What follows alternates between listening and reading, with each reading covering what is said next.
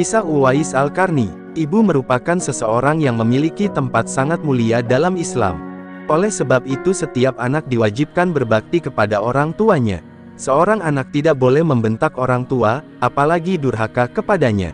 Jika seorang anak durhaka kepada orang tuanya terutama ibu, maka Allah akan melaknat orang tersebut sampai dia meminta maaf kepada ibunya dan bertaubat kepada Allah. Berbakti kepada orang tua telah diajarkan dan dicontohkan oleh umat Islam terdahulu. Bahkan ketika seseorang berbakti kepada kedua orang tuanya, berarti telah berbakti pula kepada Allah dan Rasul-Nya. Berbicara tentang memuliakan ibu, mari kita semua belajar kepada salah seorang sahabat Nabi. Pemuda ini tidak pernah berjumpa dengan Nabi.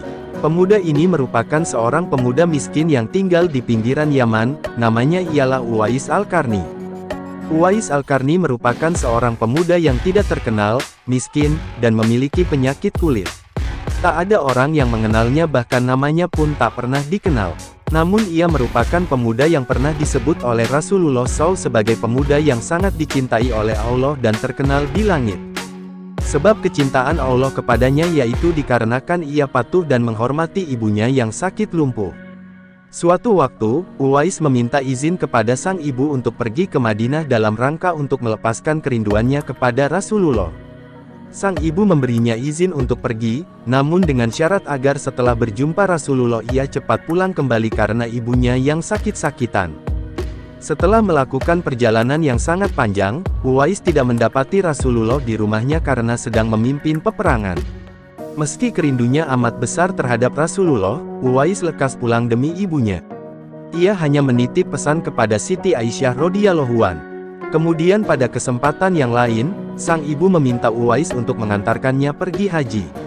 Uwais tidak mau menolak walaupun mereka merupakan keluarga yang miskin. Dengan sekuat tenaga ia menggendong ibunya yang lumpuh itu untuk berziarah ke Baitullah. Meski belum pernah berjumpa dengan Nabi, Rasulullah seperti sudah mengenal betul pemuda miskin itu. Ia memuji Uwais dengan mengatakan kepada para sahabat yang lain, suatu ketika, apabila kalian bertemu dengan dia, mintalah doa dan istighfarnya.